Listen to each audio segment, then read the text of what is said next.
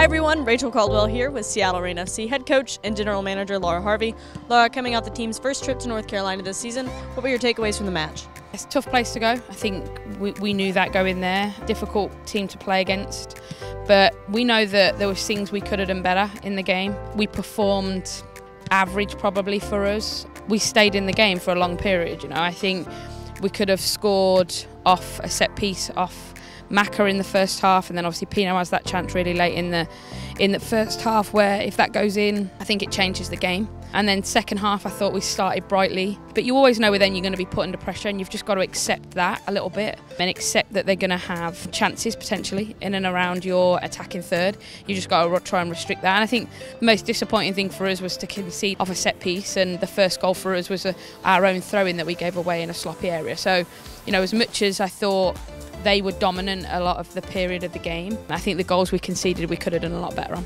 And with that, you've now played every team in the league at least once. What have you seen so far league-wide? I think it's probably the closest it's been since probably the first year, really, where there's a big pack of teams trying to get into the playoffs.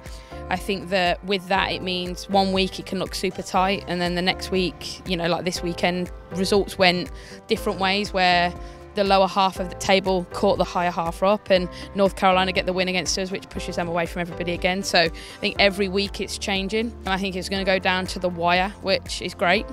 And I've said this for years, it's the most competitive league in the world, and this year probably more than ever I think it's that. And you just know you have to turn up to every game. There's no easy opposition, there never has been, but you know that getting 3 points can propel you, and losing a game could drop you down dramatically. So I think you've just got to take every game as it comes. And this weekend you face the Boston Breakers, second time seeing them this season. What do you need to do to change the result?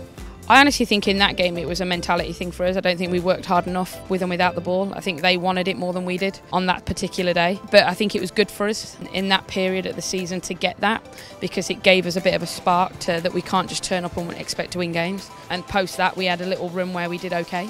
And I think, hopefully we can learn from the North Carolina game and put into practice some of the things that we know enable us to win games and get the result right against Boston.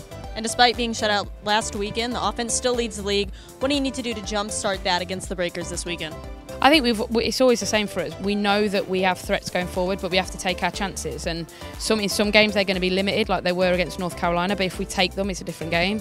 And in some games we're going to get tons of chances. And when we do that, I think we have a better chance of winning games. But I think for us, it's always about being hard to beat, because when we are hard to beat, we stay in games, and then you just never know where a goal's going to come from. And we showed that against Portland, we showed that against Chicago, we showed that against North Carolina, where we did have a couple of chances where we could have turned the scoreline around. But we've just got to make sure when we're in and around their 18-yard box that we're a threat.